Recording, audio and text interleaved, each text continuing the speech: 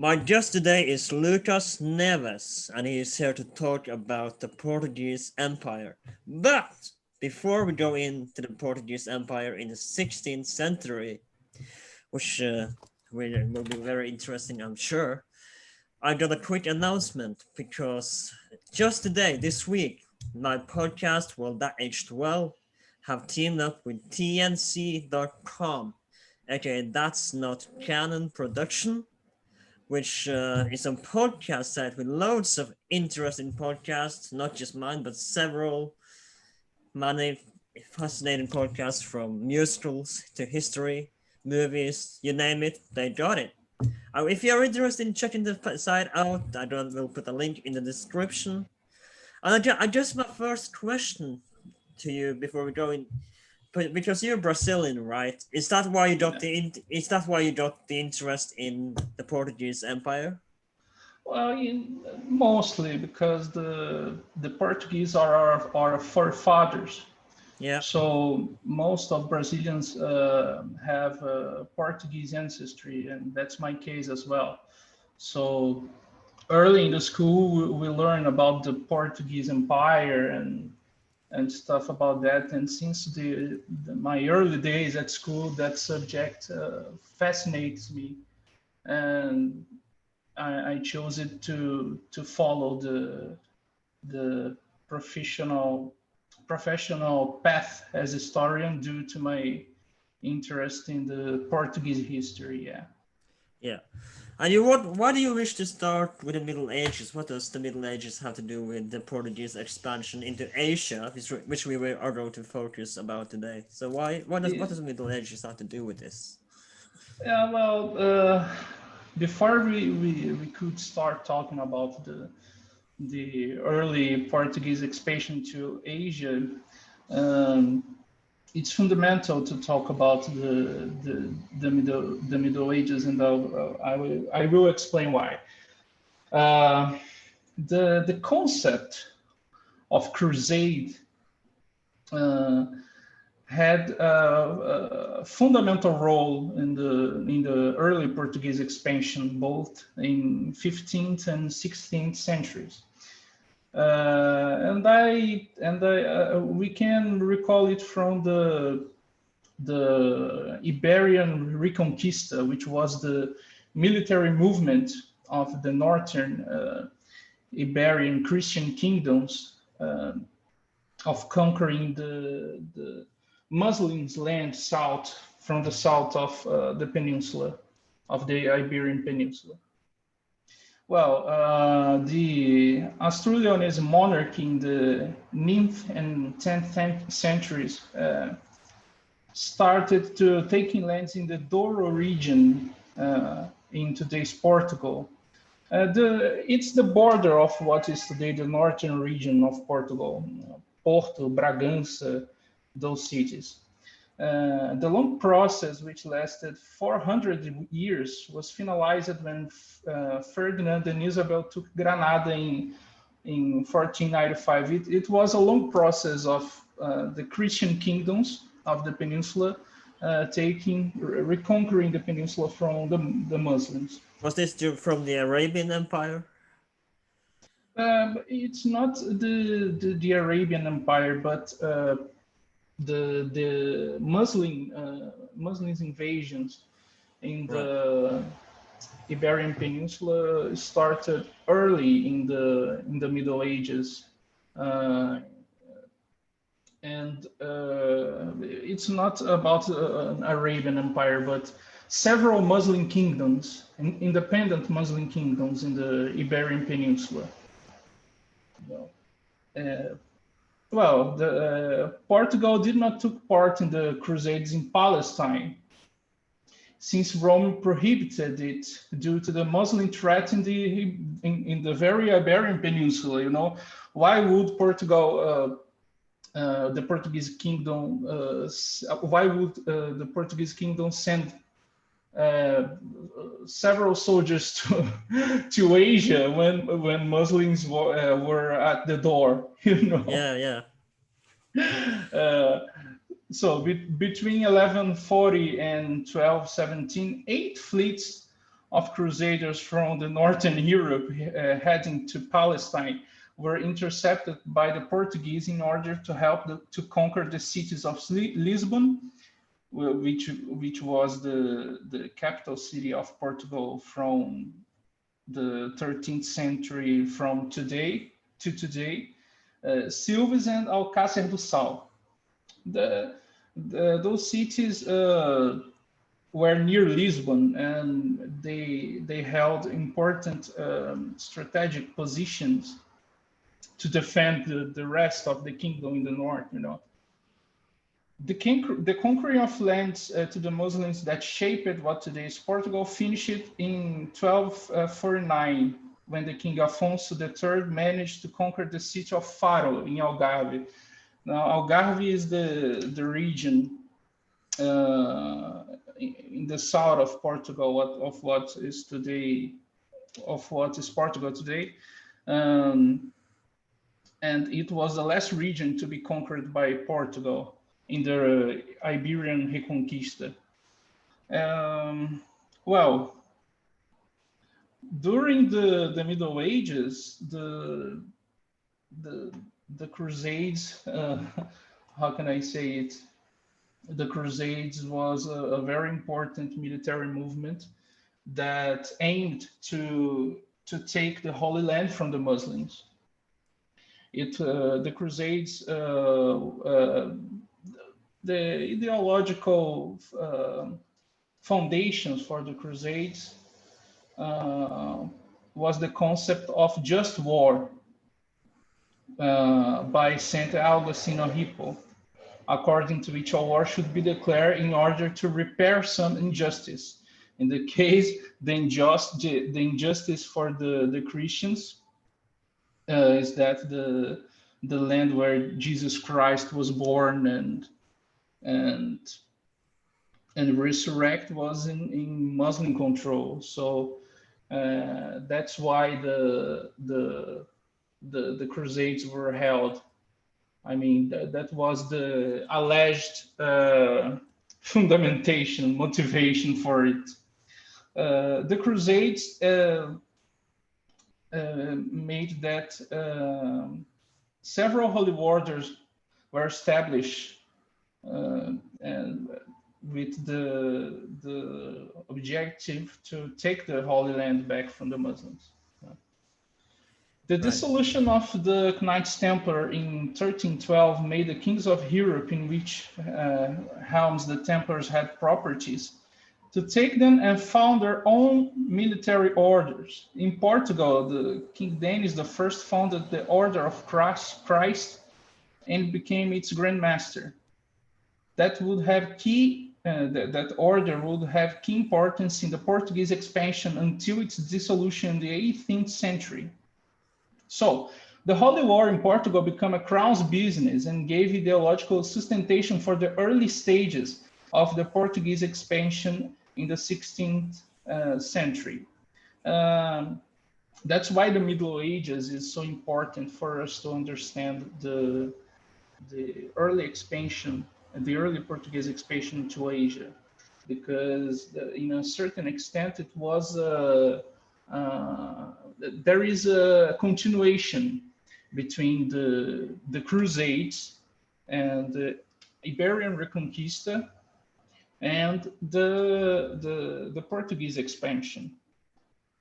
Right, which brings us to the House of Avis, and what did they? I mean, if I remember right, they were the first kings and royal family in Portugal, if you will, right?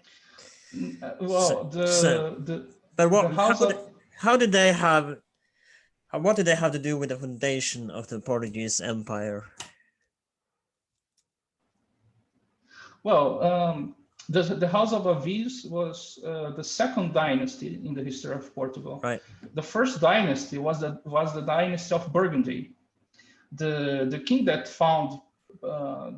did found Portugal in 1143, Afonso.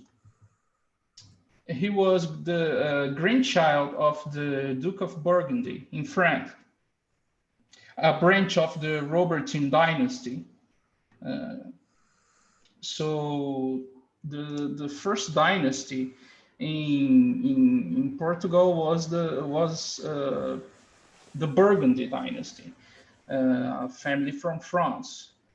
The end of the Burgundy dynasty in Portugal actually made that the Avis dynasty could rise to power. The crisis of the succession crisis of 1383 happened when the only daughter of King Ferdinand I, the last king of the Burgundy dynasty in Portugal, his only daughter, he thought it would be a great idea if he married her to the King of Castile, the King Juan of Castile. It would bring Portugal under Castilian rule, what did upset kingdom's nobility. The Portuguese nobility was absolutely in panic because Portugal would virtually be annexed by Castile, you know. And King Ferdinand died in October of 1383.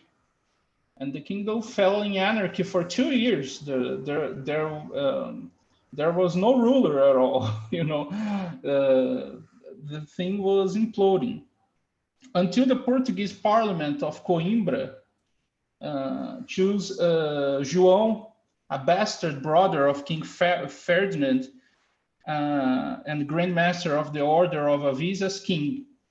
João was a bastard son of the King Peter I of Portugal, and his early life, he was directed to the ecclesial life. You know, he had poverty and chastity ordinations in the time that he was chosen as king of Portugal, but he managed to get rid of it and to marry and to start a dynasty. Well, the rise of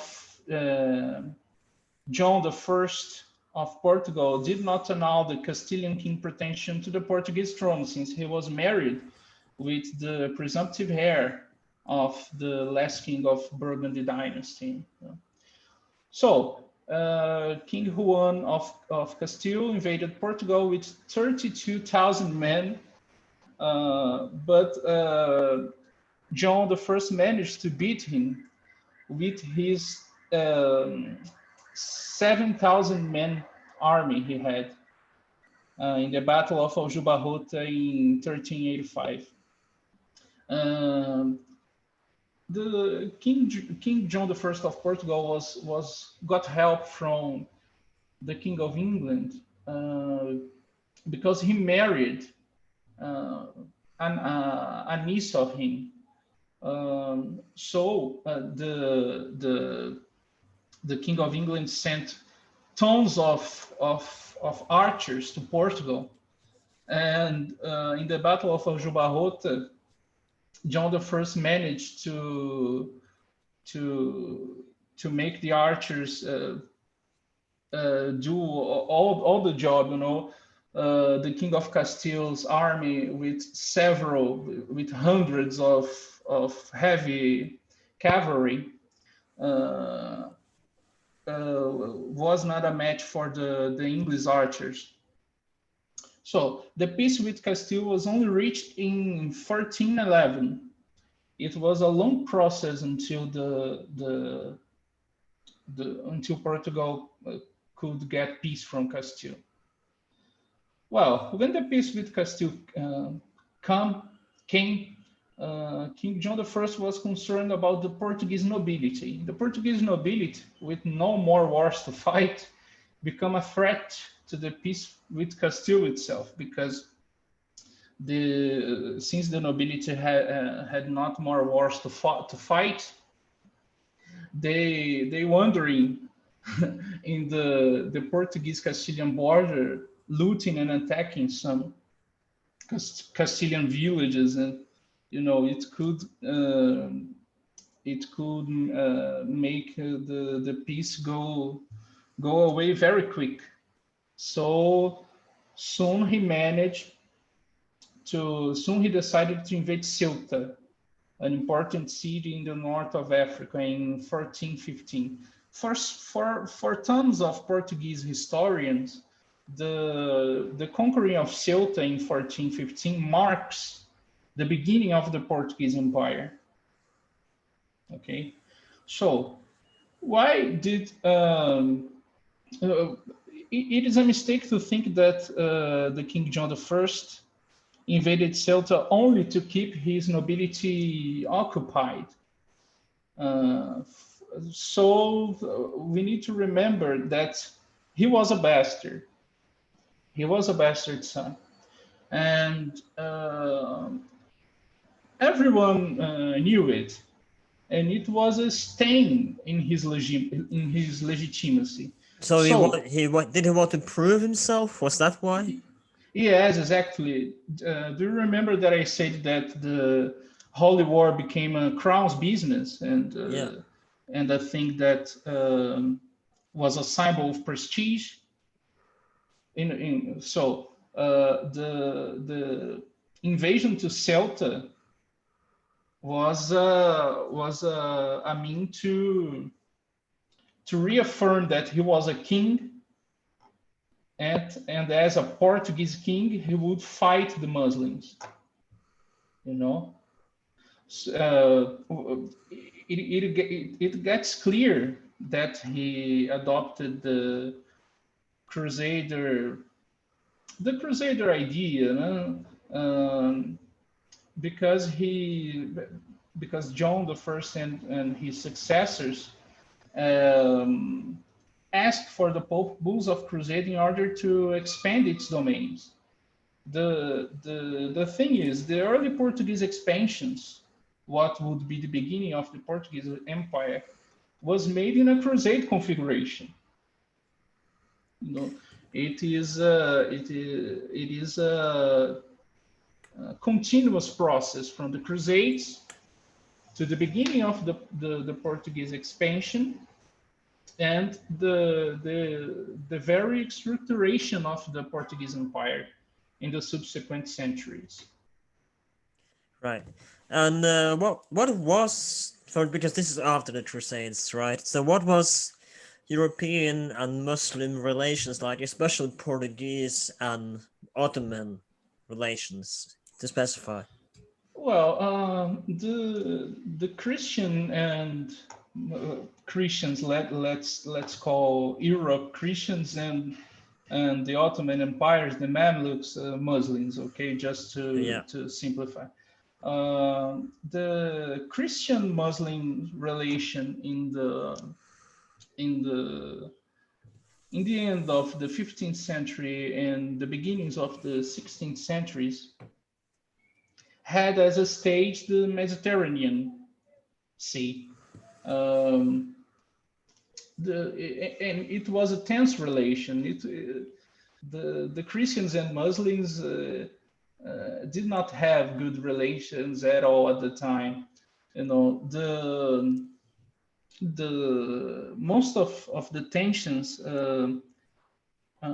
spin toward the spice commerce, Right. that came from India, and the Muslims were basically they intermediated the commerce of Indian spices from India to the Christian Europe. So only few Italian city-states, as Genoa and Venice, got their hands in that delicious pepper, Right. So, but Portugal and Spain mostly wanted to get to the source of spices themselves in order to uh, to weaken the Muslims, in a way that could not intermediate anymore the commerce of spices between India and the Christian Mediterranean. So is Okay. that why why they chose to go to India and try to conquer India, and how did they do so? How did they come across? Because I imagine they had to go around Africa, right? And that took quite some time. So tell me about this, how they came to choose to expand to India. Okay. So the kings that followed John the First of Portugal, they started exploring the Atlantic coast of Africa. You know, the especially the King John the Second, uh, that died in 1495. He made several forts in the region of today's Ghana in order to control some portions of land of the land rich in gold. He sent expeditions, for example, of Jogocão that found the River Congo in 1488. And finally, Bartolomeu Dias discovered the passage of the Cape of Good Hope in 1488. So it was a long process that made that a king called Manuel the First that reigned between 1495 and 1521, uh, that made him be able to reach India. Well, the reign of Manuel the First of Portugal is considered to our days the most brilliant period in Portuguese history. But he was a kind of megalomaniac guy. He had an imperial project of conquering the whole north of Africa and the very city of Jerusalem. According to several Portuguese historians, this was a result of his deeply religious upbringing. But his ideals were shared by his close counselors and friends as well.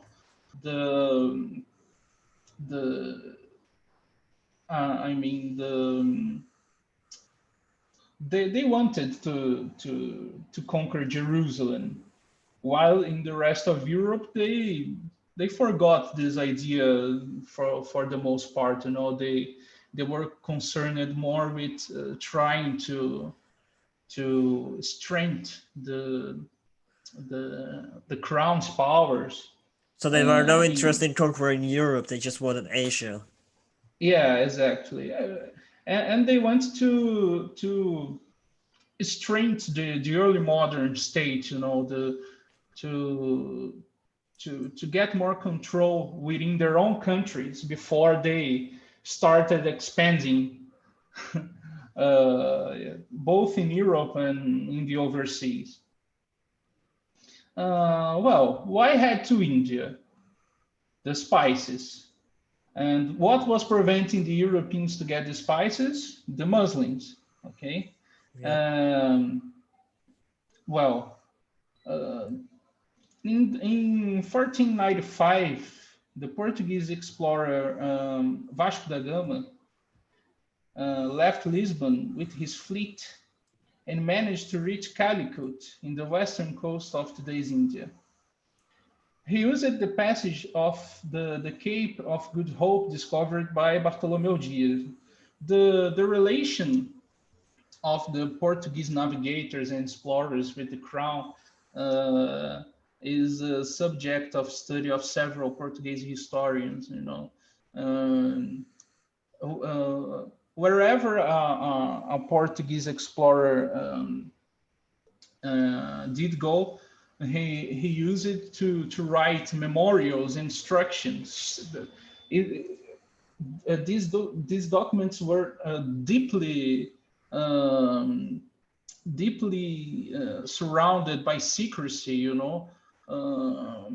Few people could have access to them, and always that a Portuguese explorer would go for the crown to explore new lands and stuff like this, they had access to these documents. So are these documents available today, or are they gone for good? Yeah, they are available today. The most part of them are available today in Portuguese archives. So it was a process of continuous knowledge building towards the exploration of the world. Several generations of Portuguese explorers helping each other with their instructions to get to India or things like that. Well, from the 1500, the Portuguese presence in the Indian Ocean was encouraged by the crown. Right. Pedro Álvares Cabral, another famous Portuguese navigator, reached Calicut in September of 1500 and asked for the governor of the city to allow the Portuguese to build a trade post in the city, which he allowed. In December of the same year, the Portuguese trade post was attacked by Muslim and Hindu traders that did not want to lose the monopoly over Calicut trade activities. Infuriated by the loss of their trade post, the Portuguese burned 10 Muslim merchant ships anchored in the Bay of Calicut. But after they confiscated their loads, of course, before they burned the Muslim ships, they confiscated their loads full of spices and silk and things like that. Vasco da Gama, which was the first Portuguese navigator to reach India, in another trip to Calicut in 1503, demanded that Muslim traders were expelled from the city, what the governor did not accept. Gama then bombed the city, captured some ships, and returned to Portugal. But I'm just curious, were other European countries interested in reaching India as well, or was it just Portugal? Was there a competition about reaching India first, or was it just Portugal, Well, the Portugal country?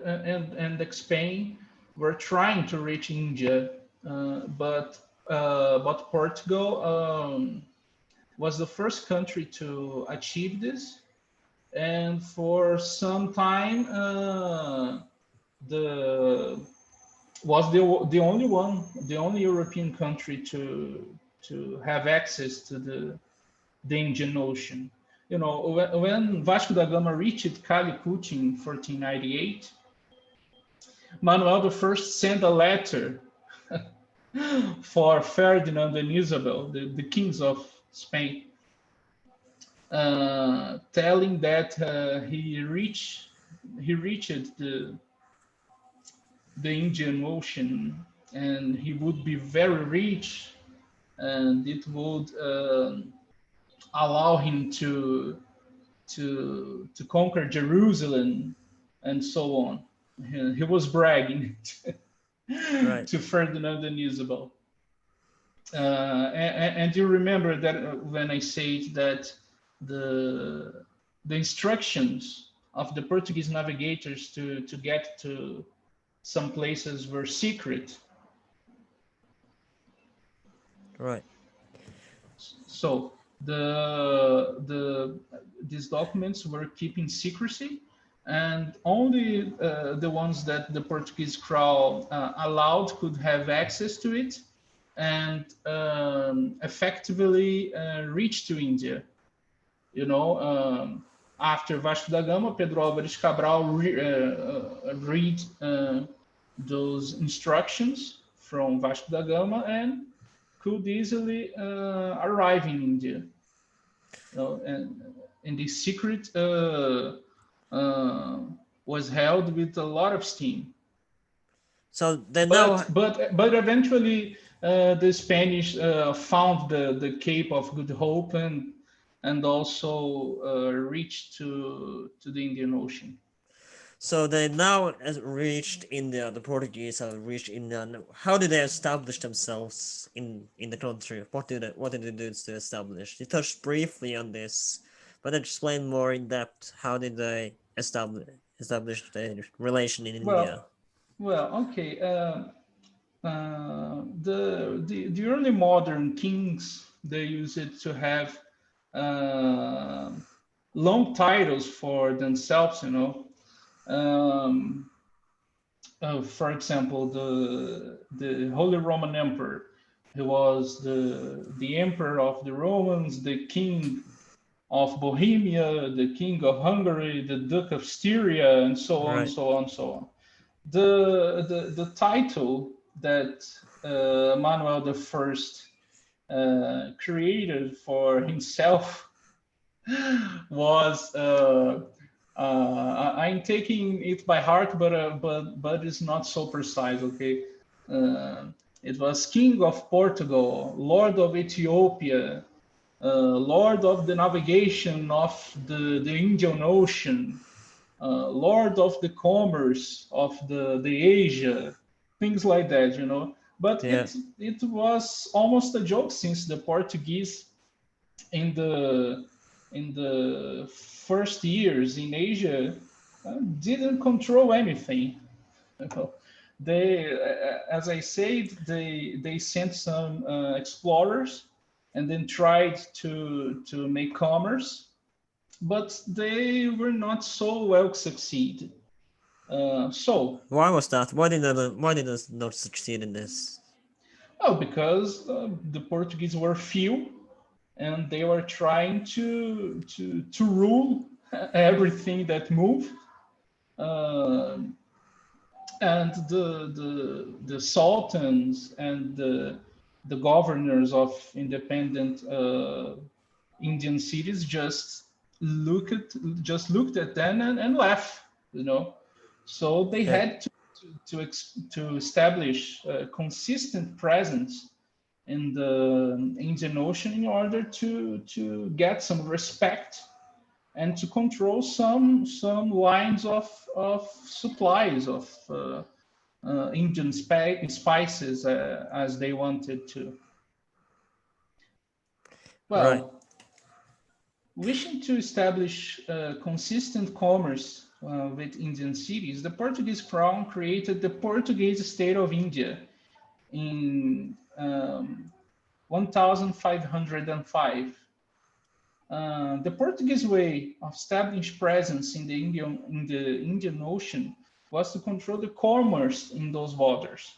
They did it by conquering and constructing coastal cities and forts. The crown established the Portuguese state of India in order to enhance its control over the Asian space trade.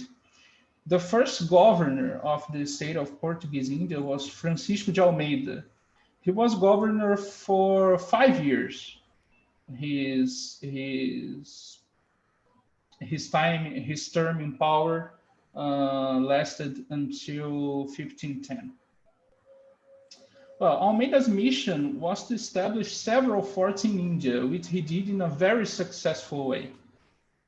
According to Sanjay Subramanian, a very famous Indian historian, the Portuguese global strategy during its early expansion in India in the 16th century was to trade whenever as possible and to wage war when necessary. And this was in order to provide wealth enough for Manuel I's imperial project, which never got even close to materialize itself. Now,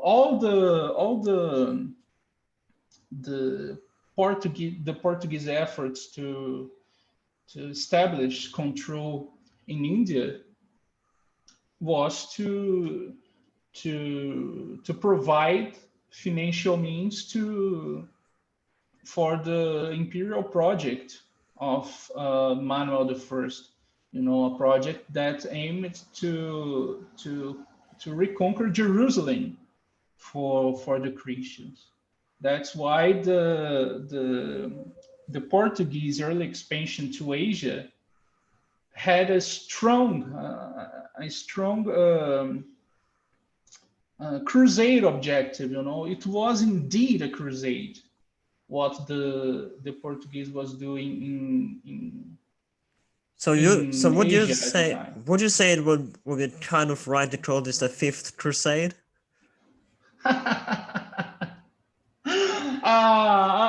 I don't know if we could call it this way, but it surely have how can I say crusadistic purposes.